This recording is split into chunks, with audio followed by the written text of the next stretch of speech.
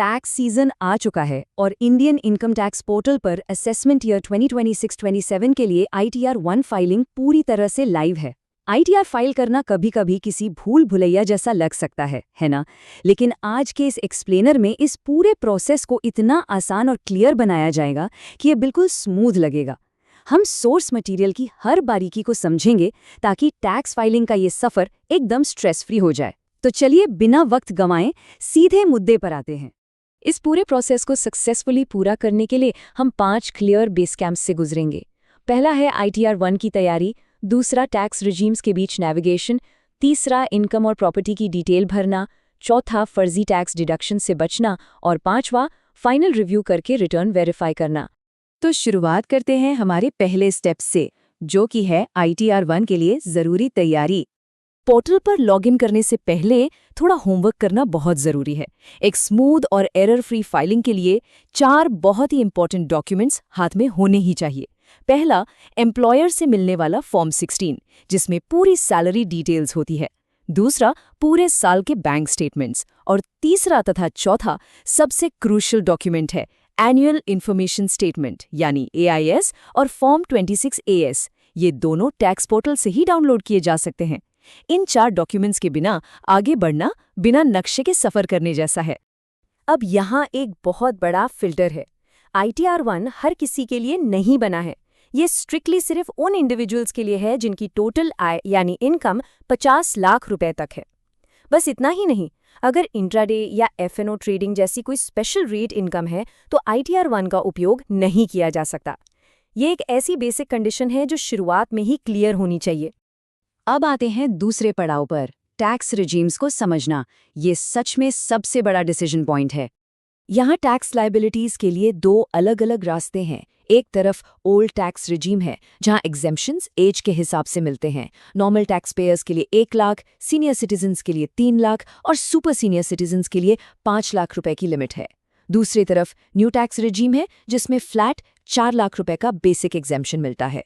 सबसे ज़रूरी बात यह है कि अब नया रेजीम ही डिफ़ॉल्ट सेटिंग है। मतलब अगर ओल्ड रेजीम चाहिए तो उसे एक्सप्लिसिटली सिलेक्ट करके ऑप्ट आउट करना पड़ेगा। और इस नए डिफ़ॉल्ट रेजीम में एक बहुत ही शानदार बात छुपी है। अगर साल भर की टोटल इनकम 12 लाख रुपए तक है तो न्यू रेजीम में टैक्स बिल्कुल ज़ीरो बनता है। जी हाँ, पूरा ज़ीरो। हालांकि नए रेजीम में बहुत सारे पुराने डिडक्शंस नहीं मिलते, लेकिन 12 लाख तक की इनकम पर कोई टैक्स न लगना अपने आप में एक बहुत बड़ी राहत है। चलिए आगे बढ़ते हैं हमारे तीसरे सेक्शन की तरफ, अपनी इनकम और प्रॉपर्टी की डिटेल्स करेक्टली एंटर करना।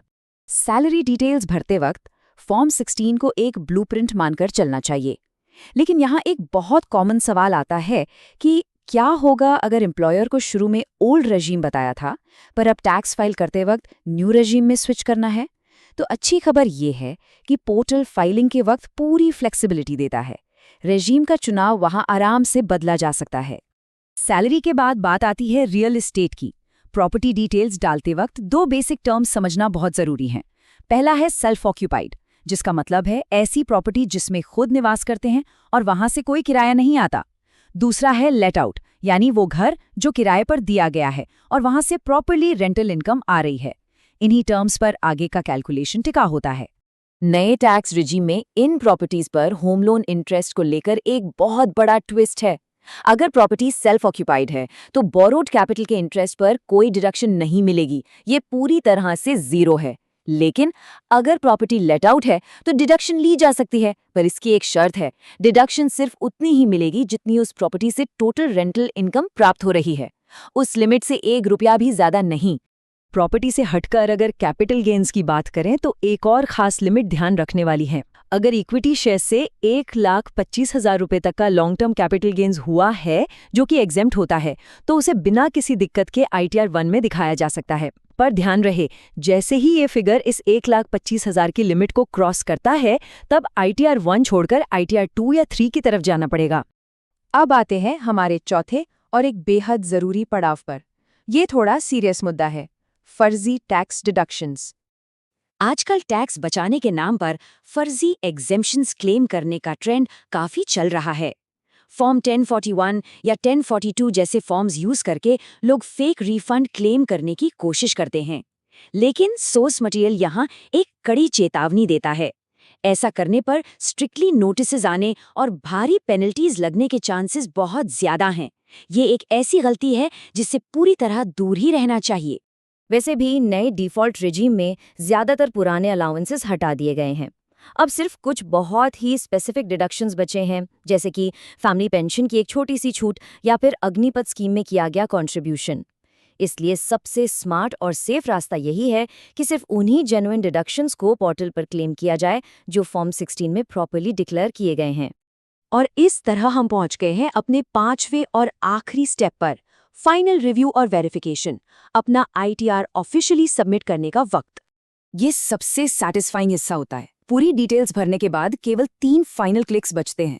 पहला, वैलिडेशन, जहां टैक्स पोर्टल खुद चेक करता है कि सब डेटा ठीक से भरा गया है या नहीं।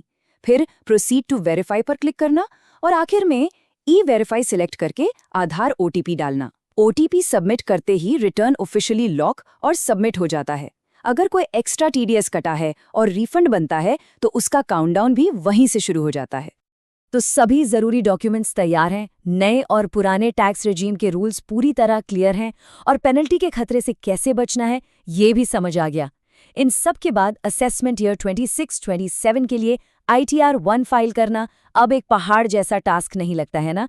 एकदम स्ट्रक्चर्ड तरीके से जानकारी सामने हो तो टैक्स फाइलिंग बिल्कुल आसान हो जाती है। उम्मीद है इस एक्सप्लेनर ने इस साल की रिटर्न फाइल करने के पूरे प्रोसेस को ट्रांसपेरेंट और आसान बना दिया होगा।